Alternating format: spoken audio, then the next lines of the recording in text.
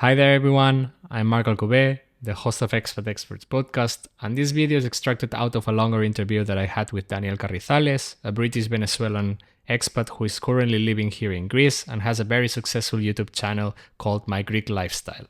But this is too precious to let it go, even though I cannot go anywhere higher. It's one of those jobs that it's either that or nothing. Mm-hmm. Right? And my wife did all of these other things. She became really successful in her own right, doing all of these things. She got a good job as a teacher in England with all these benefits and all of these things. But then we got married, and then my daughter was born in England, and then that's when I decided to leave the UK here to Greece. Not only because my wife is Greek, but because I have been here to Greece before, and Greece is very similar to my culture, Venezuela, and Is it? yes, very similar in terms of the warmth of the people, and it's much closer to my culture than England. Okay. Let's just put it that way. So as soon as I have a family, and we're both foreigners living in the UK with a newborn baby, we don't have anybody around, right? It's a tough thing for me, anyways. And as life is happening, I actually tried to convince my wife, and I actually managed to convince her to come back to Greece, so we can start all over again from scratch. Based on my background, I'm like, well, I've done this before, like back and forth from one country to another, start all over from scratch. Now it's a little bit of a challenge because now I'm married, I have a kid, I don't speak Greek. I'm still learning to speak Greek, but I'm not, good enough to just go up. At least not like now. Like now I can speak fluently, and we moved here, and then we had a job which was meant to be the main source of income, which it was a coffee shop. Okay. It's a family-owned business, so it was a great plan. Come to Greece with your kid and with a wife, and just arrive to this job, which was a family-owned business from my in-laws. Mm-hmm. But that did not work out either, and that lasted not even a few months, maybe a year, and we lost all the money that we saved from England. It was a very traumatic experience, to say the least. And from there, I became a stay-at-home dad here in Greece, which is a foreign country to me at the time, and without speaking the language, and flat broke. And this is where I had to take stock of my skills and everything that I know, and say, how can I put this into good use? Of course, where? Working online. So I had to go through some kind of heavy trauma. I hate to use that word because it's so overused on the internet, but midlife crisis, I would like to say, because I was around 35 years old and just became a father for the first time, and I don't know what I'm doing. And now I'm in a foreign country, So a lot of questions at the end, Yeah. passing by your head. Being a father, new father, it brings already, I suppose, a lot of It was everything questions. together. It was everything together. Okay, baby born, and then leave the country. So pretty much just cut everything.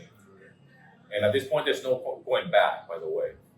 When we moved here to Greece, even though the first year was very, very hard, we wanted to go back at one point, but we couldn't. It's just financially. So I was going back to the old patterns of can I make it in another country, go? Maybe I'm having second thoughts, or things are not as easy as I thought it will be, and then go back and then try to Yeah, but you can do that when you're alone. Yeah, but not, yeah. You are able to do that if your family, it's the place where you go back, when you are alone, when you don't have a kid, when you don't have a wife.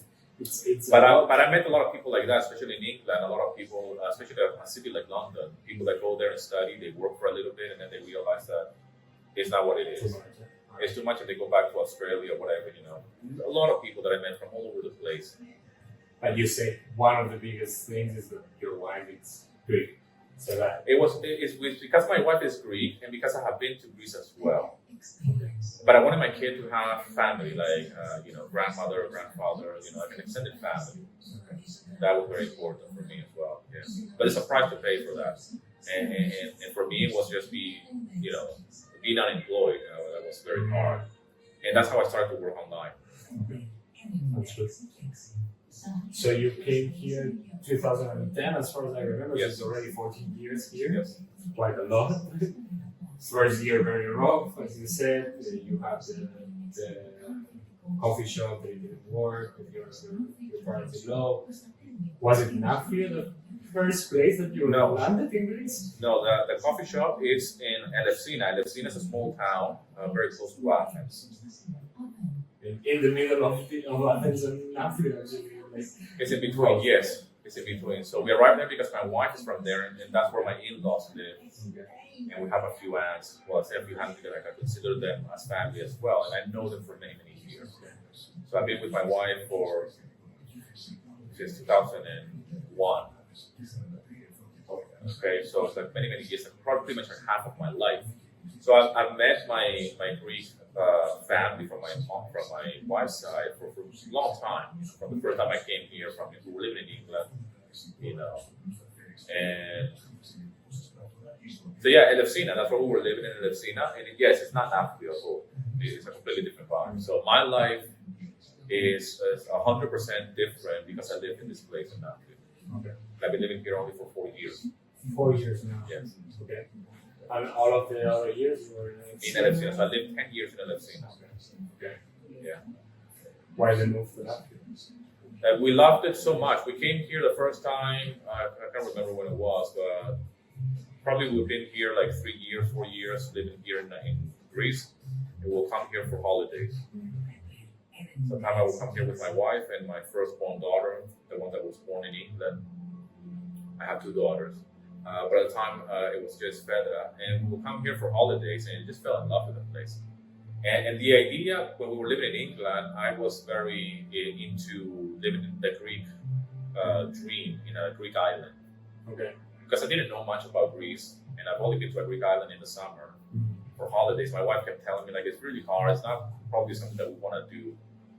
So she always tried to, like, ground me a little bit. Yeah, so when we came to Nafplio, I'm like, this is like living in a Greek island, but it's not an island. Even though that Peloponnese could be said that it's technically an island. But you know what I mean. Yeah, no, definitely. I mean, one of the things that we always recommend to people who come here is to Greece in general is that some of the islands are overrated right now for what they are. And if you're coming off season, everything is good. Yes. While Peloponnese offers the same beaches, the same whatever. I don't want to touristify Peloponnese, so I'm not going to sell it too hard, but I must say that for me, like already 3 years living in Athens, and coming here, it's a way of calming down. So you escape a little bit. Yeah. What part of Athens you live in? Agrati. Okay. Which is okay, you're close to the center. It's a calm neighborhood, but Athens it's still overwhelming. City. Yes. It's a big city. It's a lot of people living in it, a lot of traffic. Here you come to Nafplio, all the streets are without cars. Like it's like a little bit more calm. Of course, the old town there is the Palamini. You can go to the beach easily. You can take a walk into the nature in no time. Well, I don't know, like. I'm still a very city person, maybe. Yeah, it's not for everybody. I'll tell you that. I mean, for me, living here, we moved here in the midst of the pandemic, like in 2020, right when the whole thing broke out.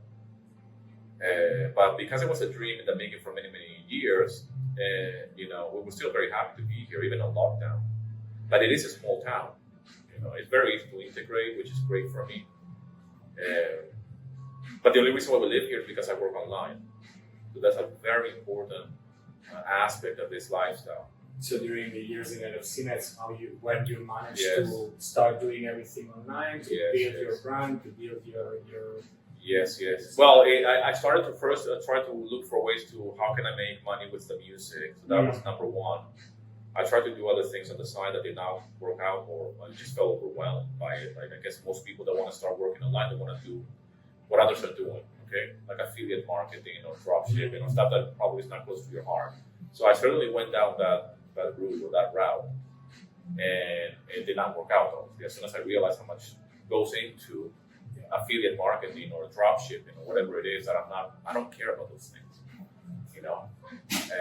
I said, like, there's no way I'm gonna do this online like that. I'm not gonna put that amount of episode. If you liked this short video out of the full episode, you can find the link to it around here and in the description below. Of course, if you are also interested in checking out other episodes, please subscribe and like.